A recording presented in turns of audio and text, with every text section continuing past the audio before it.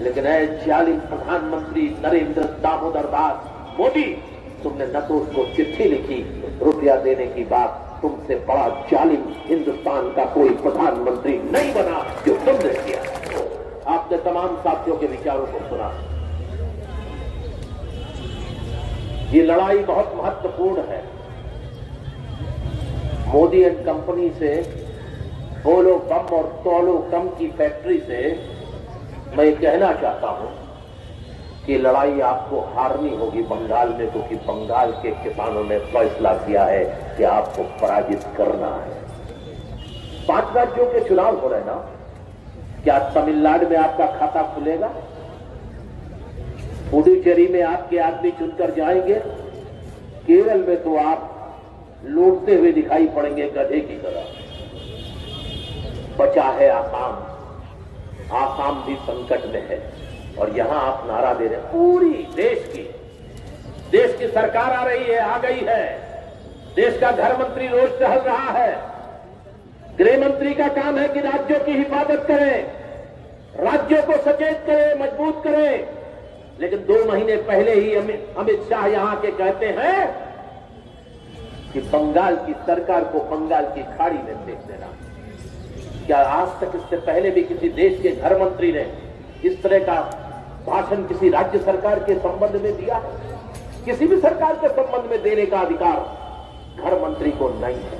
लेकिन मैं समझ सकता हूं कि संयुक्त किसान मोर्चा ने ये जो फैसला लिया है, अखिल भारतीय किसान संघर्ष समन्वय समिति ने जो फैसला लिया है, क्यों लिया है, क्या वजह है, क्यों किसान आज खड़े हुए हैं? 105-7 दिन से ये बैठे हैं भूख हड़ताल पर। देश के लाखों लोग उनके समर्थन में 40 लाख 50 लाख रोज प्रदर्शन करते हैं, आंदोलन करते हैं। मोदी जी, आपको समझ में नहीं आता? मोदी जी, आपकी सरकार किसी बस हादसे में कुछ लोग मर जाते हैं, आपकी सरकार और आप कुछ चिट्ठी लिखते हैं, उनके परिवार को संवेदना प्रकट करते हैं, 5 लाख रुपया देते हैं। लेकिन 280 हमारे किसान भाई शहादत दे दिए, एक को भी चिट्ठी लिखी आपने? उनके परिवार को आपने कुछ पैसा दिया? नहीं दिया। आपने 26 जनवरी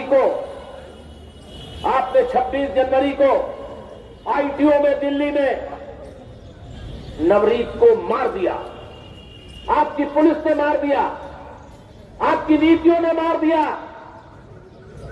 26 जनवरी को मारा गया नवरीत सिंह। 29 को रामपुर उत्तर प्रदेश के उसके गांव में 3 महीने पहले उसकी शादी हुई थी। उसकी शादी के लिए सारे गांव के लोगों ने न्योता रखा था। गांव भर के लोग, आसपास के 10 गांव के लोग खाना खाने आने वाले थे। मोदी जी, आपने उसको मार दिया। आज हजारों लोग नवरीत के घर पर जाते हैं, उसकी जवान बीवी 23 साल की, उसको सांत्वना देने जाते हैं। वो पिछवाड़े से दरवाजे के पीछे से हाथ ऐसे छोड़ती है, उसके हाथ में कंगन नहीं है, उसके पैर में बिछिया नहीं है, उसके पैर में पांजर नहीं है। वो सुबकती हुई सबको हाथ जोड़ करके अपनी तरफ से जो लोग उसके शोक संतप्त में परिवार के साथ हाथ जोड़ते हैं, उनके प्रति अपनी संवेदना व्यक्त करती है। लेकिन है जालिम प्रधानमंत्री नरेंद्र दामोदर दास मोदी, तुमने न तो उसको चिट्ठी लिखी रुपया देने की बात, तुमसे बड़ा जालिम हिंदुस्तान का कोई प्रधानमंत्री नहीं बना जो तुमने किया। मैं फिर कहना चाहता हूं, बंगाल के लोगों से कहना चाहता हूं, हर सभा में कहता हूं, ये तो धरती है, क्रांतिकारियों की धरती है। ये धरती तो राजेंद्र लाहिड़ी की धरती है।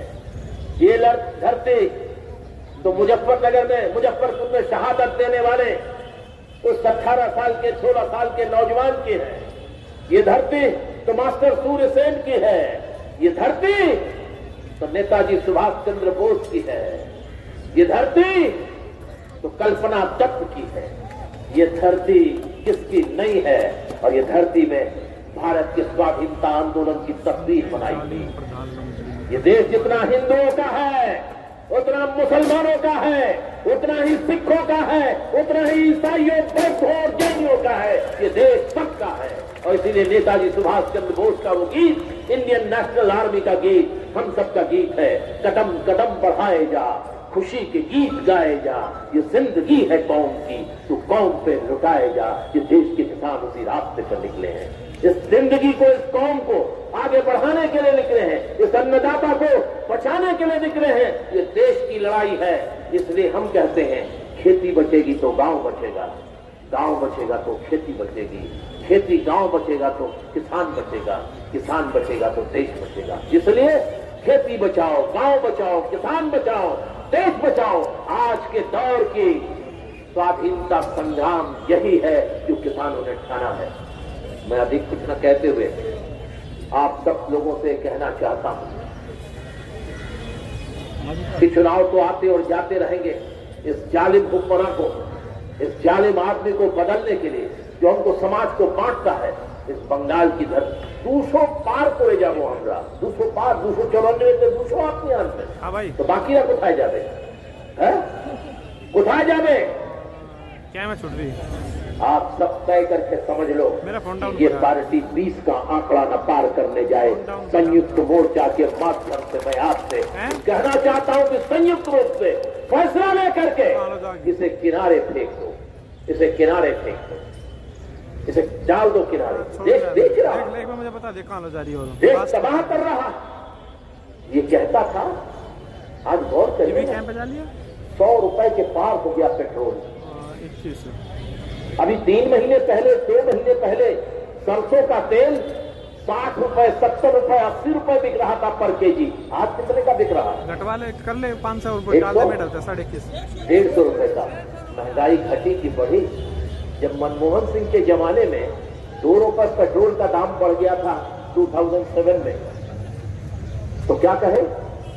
निकाल के देखे यूट्यूब पर मोदी जी, जो सरकार पेट्रोल के दाम बढ़ाती है, जो सरकार महंगाई बढ़ाती है, उस सरकार को दिल्ली पर रहने का अधिकार नहीं। और मैं ये कहता हूं कि जो सरकार 100 रुपए के पार पेट्रोल के दाम बढ़ाती है, उसे दिल्ली में रहने का अधिकार नहीं, उसे खोद करके जमीन में गाड़ देने की जरूरत है। वक्त का यही तकाजा, वक्त का यही तकाजा। झूठ और फरेब की बुनियाद पर बहुत दिन सरकार चली। आज हम सब आपके साथ ये कहने आए हैं कि दिल्ली का आंदोलन और देश के किसानों का आंदोलन कमजोर नहीं होगा।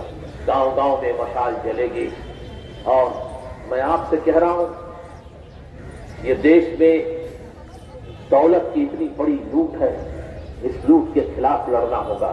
ये हल जो किसानों का हल है, यही हल इस देश की समस्याओं का हल निकालेगा। अगर सब लोग मिलकर के काम करेंगे, इस देश में 65 करोड़ नौजवानों को काम कौन सा फैक्ट्री देगा?